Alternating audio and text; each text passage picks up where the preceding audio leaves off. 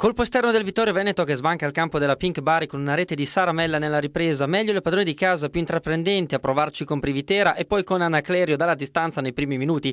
Dall'altra parte Zanon prova a scappare in area pugliese, Di Bari attenta e chiude. Veronica Privitera su palla inattiva, giusta la potenza, meno la precisione. Che occasione per il Vittorio Veneto sulla punizione di Simeoni. Zanon scappa via alla diretta avversaria, la girata di testa è di poco a lato. Privitera continua ad essere la più pericolosa, controllo e tiro ancora fuori, all'intervallo è 0-0.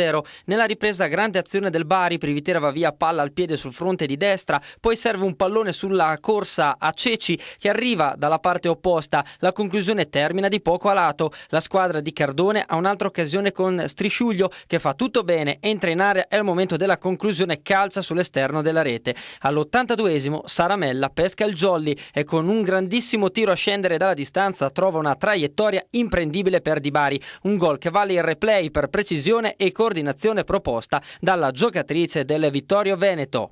È stata una partita molto fisica e sono molto felice di aver segnato e aver portato i 3 punti a casa insieme alla squadra e da qui incomincia il nostro cammino verso la salvezza. Privitera prova su punizione forte ma centrale e Reginato blocca a terra, vince 1-0 il Vittorio Veneto. Siamo amareggiati perché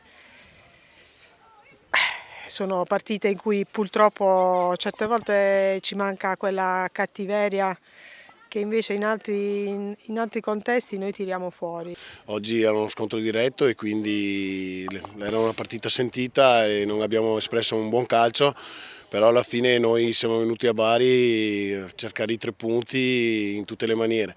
Ci siamo riusciti, oggi dalla nostra parte abbiamo avuto anche quel pizzico di fortuna che l'abbiamo anche cercato.